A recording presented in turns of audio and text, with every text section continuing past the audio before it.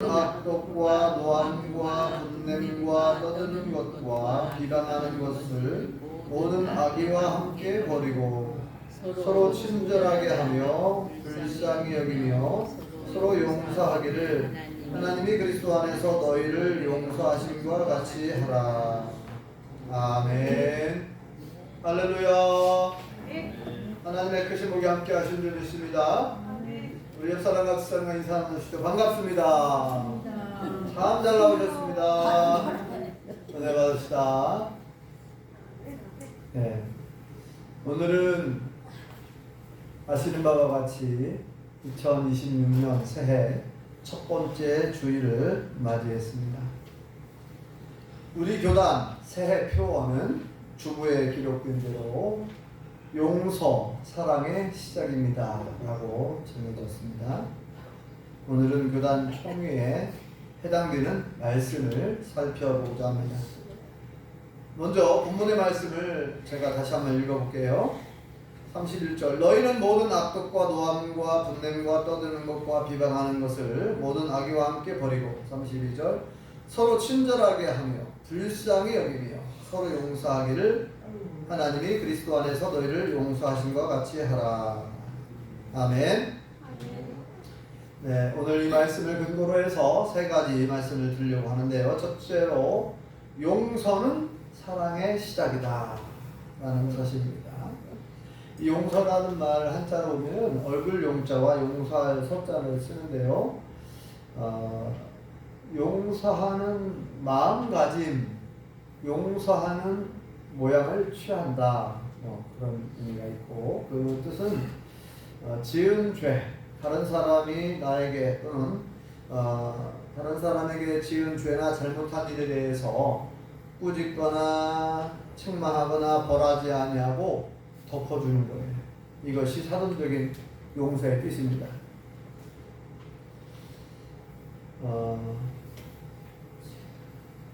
어떤 사람의 잘못에 대해서 보복하려고 하는 것, 복수하려고 하는 것, 이런 마음을 내려놓는 거예요. 우리나라 다른 나라도 마찬가지지만 대개 드라마나 영화를 보면은 복수하는 내용이 많이 나오죠. 내가 당한 것, 우리 부모가 당신 때문에 사업이 망했고, 당신 때문에 우리 부모가 병들었고, 당신 때문에 우리 부모가 죽었다. 그러면은 이제 그 복수하려고, 원수를 갚으려고 그렇게 이제 하는 것을 이제 보통 일반적이죠. 그런데 용서라고 하는 것은 그러한 보복하고 싶고 복수하고 싶은 그런 마음, 원망하는 마음, 이런 모든 안 좋은 마음을 다 내려놓는 행위예요. 그냥 그 사람의 잘못을 그냥 이해하려고 하고, 그리고 좋은 마음으로 그 사람이 어쩔 수 없이 그렇게 행동할 수밖에 없는 상황이 있었겠지, 이렇게 이제 이해하려고 노력하면서 불쌍히 여기고, 그 다음에 내 안에 있는 복수하려고 하는 마음, 원망하는 마음을 내려놓는 거죠. 이것이 바로 용서하는 겁니다. 그래서 용서는 감정이라기보다는, 물론 감정도 들어가 있지만요, 감정보다 선택에 가깝다라고 그렇게 말해요. 선택. 그래서 이제 용서하려고 할 때 우리의 의지, 우리의 도덕적 결단이 거기에 이제 들어가게 되어 있어요. 내가 마음은 아직 다 정리되지 않았지만 내가 저 사람을 용서해야 되겠다. 더 이상 미워하지 말아야 되겠다. 이런 어떤 의지, 나의 의지가 많이, 용서에는 이렇게 의지가 많이 들어가요. 그리고 결단. 이게 이제 용서할 때 필요하죠.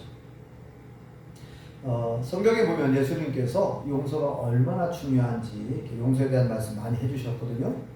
마태복음 6장 14절 15절 보면 이런 말씀이 있어요. 14절에 너희가 사람의 잘못을 용서하면 너희 하늘아버지께서도 너희 잘못을 용서하시려니와 15절 너희가 사람의 잘못을 용서하지 아니하면 너희 아버지께서도 너희 잘못을 용서하지 아니하시리라. 아멘.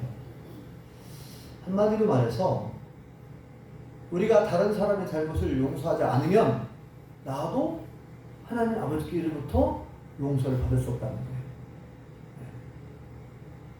내가 알게 모르게 지은 죄를 나도 하나님 아버지께로부터 용서받을 수가 없대요. 우리가 다른 사람의 허물과 죄를 용서하지 못하면 하나님 아버지도 나를 용서하지 않겠다. 무서운 말씀이죠. 심각한 말씀이죠. 그래서 주기도문에도 그런 내용이 나오죠. 우리가 우리에게 죄 지은 자를 사하여 준 것 같이 우리의 죄를 사하여 주옵시고, 이런 표현이 나오죠. 그래서 이 용서에 대한 말씀을 예수님께서 이렇게 말씀해 주셨고요. 또 우리가 한 가지 더 알아야 될 것은 용서라고 하는 것은 상대방이 회개했을 때 우리가 용서한다. 다른 사람이 나에게 잘못했다고 빌고 잘못을 인정하고 신하면 내가 용서해 줄게. 보통 그렇게 하잖아요. 우리가 아무 때나 용서가 잘 안 되잖아요. 정말 다른 사람이 잘못을 좀 인정하고 내가 잘못했습니다. 시인하고 인정하고 용서를 구할 때 나도 용서해 주고 싶은데 다른 사람이 자기 잘못을 인정하지 않으면 나도 용서하기 싫죠. 그런데 예수님께서 말씀하신 이 용서는 그런 어떤 조건을 따져가지고 다른 사람이 잘못했을 때만 잘못을 인정할 때만 용서해라. 그렇게 안 하셨어요. 그래서 그 상대방이 잘못을 시인하거나 인정하지 않았다 할지라도 상대방이 회개했는가 안 했는가 그거와 무관하게 우리가 용서할 수 있어야 돼요. 그리고 내가 용서한다고 해서 곧바로 관계가 회복되는 건 아니에요. 시간이 더 많이 걸릴 수 있습니다. 그러므로 조급해하거나 상대방의 변화를 강요해서는 안 돼요. 예를 들면 나는 용서했으니까 너도 나를 용서해줘라. 내가 용서했으니까 너도 마음을 좀 풀어. 더 이상 날 미워하지 마. 내가 용서했으니까 이제 화해하자. 이렇게 내가 얘기할 수 있죠. 그것이 어떻게 보면 당연한 건데, 그런데 내가 용서를 해도 상대방은 나를 용서하지 않아. 끝까지 나를 미워할 수 있어요. 내가 용서했는데도 불구하고 상대방은 아직도 마음을 닫고 마음을 풀지 않을 수 있습니다. 그러면 이제 더 화가 나죠, 내가 용서를 했는데, 그래서 특히 나는 잘못이 없지만 내가 용서를 먼저 구했어요. 나는 잘못이 없는데, 그런데 상대방은 자기가 잘못을 해놓고도 내가 먼저 손을 내밀었는데도 내 사과를 안 받고 내 용서를 받지 않고 오히려 적반하장식, 뭐라고 그러죠 그거를? 한자로? 뭐래요? 갑자기 적반하장이 맞나요? 네. 그런 식으로 오히려 자기가 잘못을 해놓고 내가 먼저 손을 내밀었는데도 불구하고 그렇게 나오면 더 화가 나죠. 더 화가 나고 다시 미워하게 될 수가 있어요. 그래서 더 원망하게 되고. 네. 그런데 우리 예수님 믿는 사람들, 세상 사람들처럼 그렇게 하면 안 되고요. 다만 우리는 끊임없이 상대방을 용서하고 참고 인내하면서 사랑으로 기도해야 될 줄 믿습니다.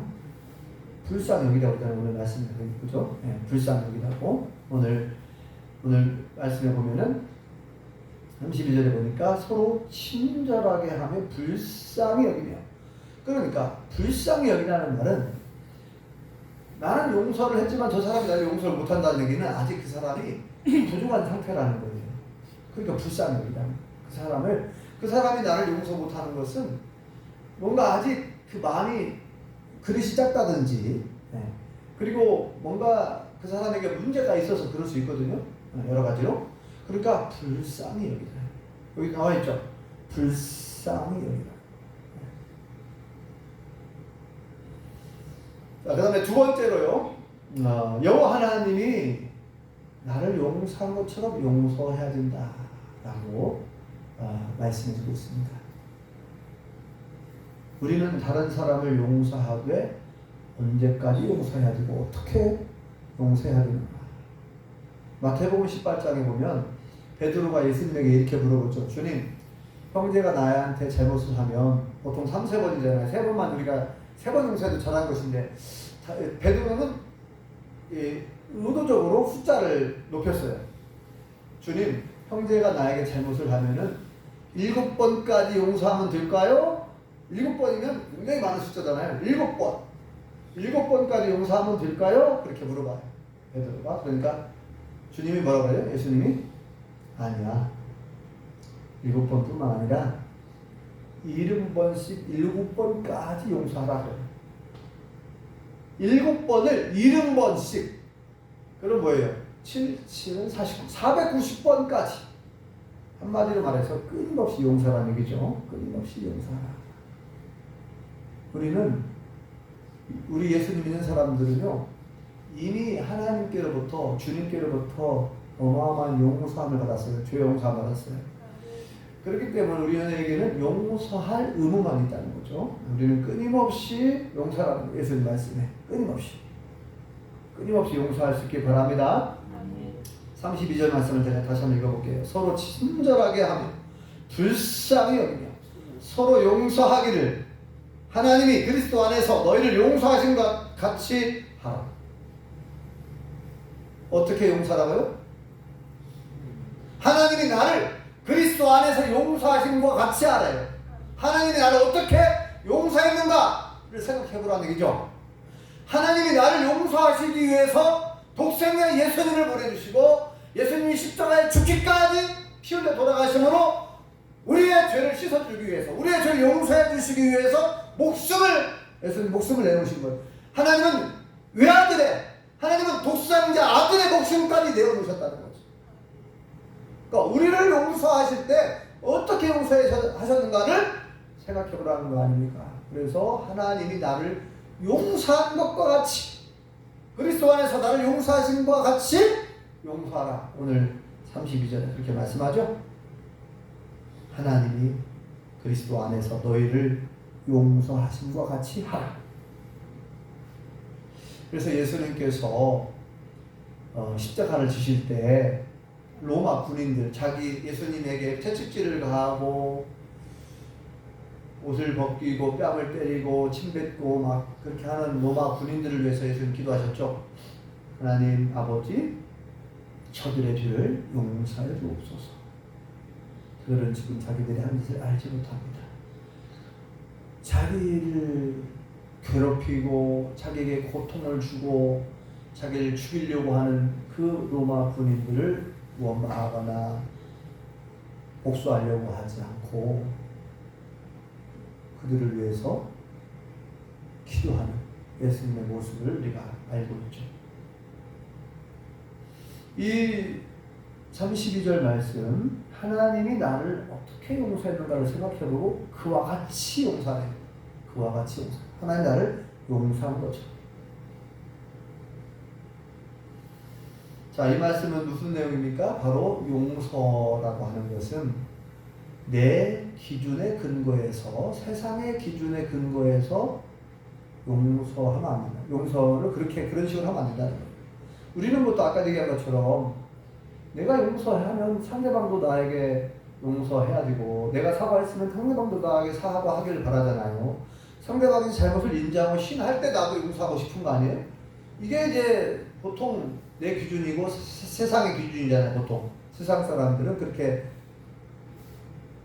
서로 상대방이 용서를 구할 때, 잘못을 시인하고 인정할 때, 그때 용서도 할 수 있다라고 생각합니다. 우리는 이게 내 기준이고 세상의 기준이죠. 그런데 하나님의 기준은, 성경의 기준은 그게 아니라는 거예요. 이미 우리가 하나님의 용서함을 받았고 예수님께로부터 죄사함을 받았고 이제 우리는 용서할 의무만 있다는 거예요. 우리에게는 용서할 의무만 있고 사랑할 의무만 있다는 거예요. 하나님이 나를 어떻게 용서하여 주셨는지를 기억하고 하나님이 나를 용서한 것처럼 나도 하나님의 마음으로 다른 사람을 용서하라는 말씀이에요. 이 말씀, 오늘 말씀은 참 쉽지 않죠? 그 다음에 세 번째요. 우리가 용서를 할 때 사랑으로 용서해야 된다는 거예요. 사랑하는 마음으로 용서해야 된다. 그래서 진정한 사랑은 용서를 포함하고 있습니다. 사랑 없는 용서는 그냥 의무일 뿐이고 형식에 불과할 수 있어요. 사랑하는 마음 없이 용서가 가능하기도 합니다. 더 이상 미워하지 않는다. 더 이상 원망하지 않겠다. 더 이상 복수하지 않겠다.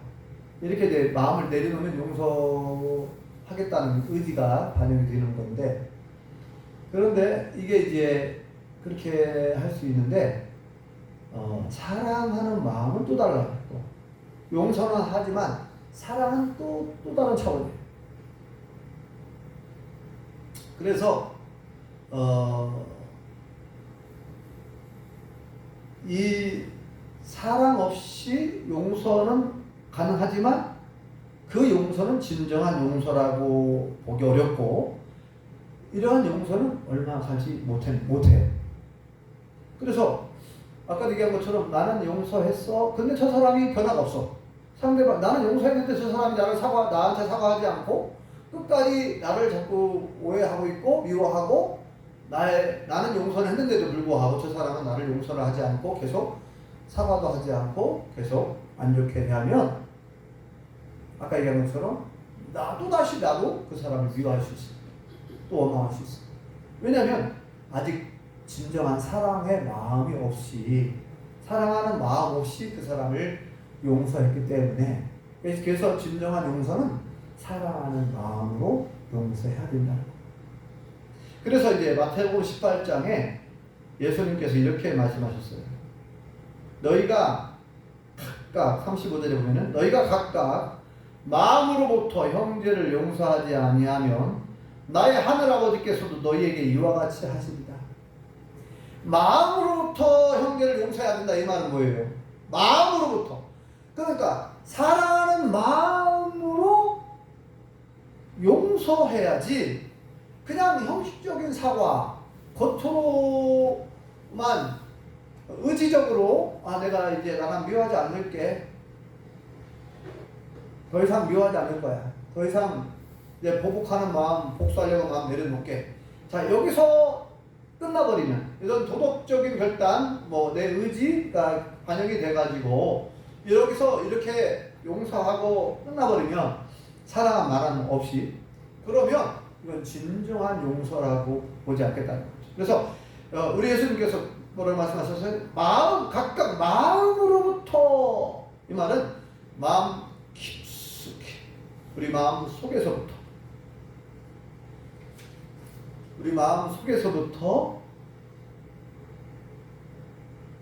그 상대방을 불쌍히 여기고 사랑하는 마음으로 용서해야 된다는 거예요. 그래서 용서는 사랑의 시작이라고 아까 말씀드렸고 사랑하는 마음 없이 용서하는 것은 진정한 용서가 아니기 때문입니다. 자, 예수님은 요한복음 13장에 34절 35절 유명한 말씀이죠. 새 계명을 너에게 주노니 서로 사랑하라. 내가 너희를 사랑한 것 같이 너희도 서로 사랑하라. 너희가 서로 사랑하면 이로써 모든 사람이 너희가 내 제자인 줄 알리라. 여러 번 소개했죠. 자, 이 말씀에도 마찬가지입니다. 자, 여기서 중요한 게 뭐냐면 내가 너희를 사랑한 것 같이 이 말. 그래서 새 계명이라고 했죠. 내 이웃을 내 동포를 사랑하라 이 말씀은 레위기 옛 계명에도 있어요. 구약성경에도 나옵니다. 그런데 예수님께서 왜 새 계명이라고 했느냐? 이제는 내가 너희를 이 기준이 뭐냐면 기준이 내가 너희를 사랑한 것처럼 그 사랑으로, 십자가 사랑으로 서로 사랑하라는 거예요. 그러니까 용서도 사랑도 내 기준이 아니고 세상의 기준이 아니라 하나님의 기준이라는 거예요. 예수님의 기준이라는 거예요. 말씀의 기준이라는 거죠. 하나님이 나를 용서하고 하나님이 나를 사랑한 것처럼, 예수님이 나를 용서하고 예수님이 나를 사랑한 것처럼 그 사랑으로 서로 용서하고 서로 사랑해야 된다, 이 말씀을 해주고 있는 거죠. 그러면 비로소 너희를 내가 제자라고 부르겠다는 거죠. 예수님의 진정한 제자가 된다는 거예요. 이렇게 예수님의 사랑으로 서로 용서하고 사랑하게 되면 이제 내가 너희를 내 제자라고 말할 것이고 하나님의 자녀가 되고 예수님의 영원한 가족이 되어서 천국에서 영생의 복을 누리게 될 줄 믿습니다. 한마디로 용서 없이는 사랑이 없습니다. 사랑이 없이는 구원도 없고요, 사랑이 없이는 천국도 못 들어갑니다. 사랑이 없이는 영생을 얻을 수가 없어요. 왜냐면 예수님이 이런 말씀하셨잖아요. 주여 주여 나보고 주여 주여 한다고 다 천국 들어갈 게 아니다. 오직 하늘에 계신 아버지의 뜻대로 행하는 자라야 천국 들어간다. 오직 하늘에 계신 아버지의 뜻대로 행하는 자라야 내 부모요, 내 형제요, 내 자매가 될 수 있다는 거예요. 예수님의 영원한 진짜 가족이 되려고 하면 하나님의 뜻을 따라서 우리가 하나님이 나를 용서한 것처럼, 예수님이 나를 사랑한 것처럼 그 용서를 할 수 있어야지고 그러한 사랑을 할 수 있어야 된다는 거예요. 그런데 이게 어렵다는 거죠. 내 힘으로 안 된다는 거죠. 내 의지로 안 된다는 거죠. 나의 조그마한 사랑으로는 원수를 어떻게 사랑합니까? 원수를. 그래서 내 힘과 의지는 안 되는 거예요. 저하고 집사람이 12월 31일 날 저하고 집사람이 1년 전에 있었던 사건을 아주 마음에 걸려가지고 다시 한번 사과를 드려야겠다. 마음속에 계속 걸리고 다시 한번 가서 사과를 해야 되겠다라고 하는 마음이 있었거든요. 복음을 전하다가 또 하나님이 주신 사과를 이렇게 나누려고 하다가 어떤 오해를 산 적이 있었어요. 제가 언젠가 한번 말씀드린 것 같은데, 근데 그게 마음에 계속 걸려요. 그 사람들 기도하면서 그런 마음 감동을 받았더라고요. 그래서 이 해가 가기 전에 가서 다시 한번 사과를 하면 좋겠다 그러더라고요. 나도 그게 마음속에 계속 생각이 났는데 잘 생각했다고 같이 가자고. 그래서 이제 같이 가서 두 분을 만나가지고 사과를 했습니다. 용서해달라고. 어쨌든 내가 의도하지 않았지만 나 때문에 마음이 상했고 나 때문에 많이 놀라셨을 텐데 용서해달라고. 더 부족해서 그런다고. 우리가 부족해서, 내가 부족해서 그러니까 부족해서 일어난 일이고 나의 불찰이니까 용서해달라고. 네. 그 전에 기도를 하고 갔어요. 하나님, 그분의 마음을 좀 만져주시고 그 마음에 더 이상 미워하는 마음이나 또 그런 오해나 이런 것들 다 풀리고 좀 마음을 풀어달라고 미리 준비기를 했죠. 늘 하고 갔습니다.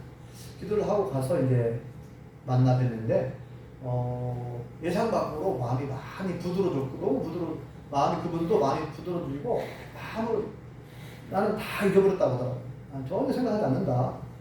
그거에 대해서 뭐 그렇게 사과할 필요 없다고 막 이제 좋은 마음으로 좋게 그렇게 받아주셨어요. 그래서 참 너무 감사했는데, 나는 잘못이 없지만 나는 아무런 잘못이 없어요. 나는 하나님 주신 사과를 드리고 나누고 싶어서 이렇게 이웃 여기저기 이렇게 다니면서 이렇게 조금씩 몇 개씩 담아가지고 이렇게 집사람하고 저 오토바이를 타고 작년에 1년 전에 그렇게 이제 다녔단 말이죠. 여기 딱 그 집만 갖다 준 게 아니라 여러 집을 이렇게 비닐봉지 담아가지고 몇 개씩 5개씩 10개씩 이렇게 담아가지고 전달을 해드렸는데, 그것에 대해서 뭔가 이제 오해를 했었던 적이 있었어요. 오해를 하고 한번 크게 싸운 적이 있었죠. 싸우고 그때 이제 한번 오해를 풀었는데 아직 아저씨는 좀 풀었는데 아주머니가 끝까지 안 풀더라고요. 2년 전에는 이제 다시 찾아가서 어찌됐든 참여해달라, 용서해달라 사과를 또 드렸습니다. 그래서 하나님께서 마음을 다 풀어주시고 오해가 풀리게 해주셨는데, 이게 무슨 말씀이냐면요, 이 용서와 사랑이 쉽지가 않다는 거죠. 상대방이 잘못을 인정하면 그래도 인간적으로 용서를 하고 싶잖아요. 근데 상대방이 전혀 인정을 안 해. 자기 자신의 잘못을 인정하지 않고 시인하지 않고. 그러면 나도 용서하기 싫잖아요. 용서하고 싶은 마음이 있다가도 안 돼요. 이게 참 어려운 일입니다. 그래서 예수님의 마음을 품으라 그러잖아요. 너희 안에 이 마음을 품으라 그러잖아요. 예수님의 마음을 품어야만, 예수님의 사랑을 품고 있어야만이 상대방이 어떻게 나오든 말든 내가 용서를 빌 수 있고 또 사과를 할 수 있고 그렇게 가능하다는 거예요. 그리고 그 가운데에서 성령님께서 역사해 주셔야 돼요. 하나님께서 그들의 마음을 만져주셔야 되고 또 서로의 마음을 만져주시고 역사해 주셔야 돼요. 그래야 진정한 용서가 되어진다는 거죠.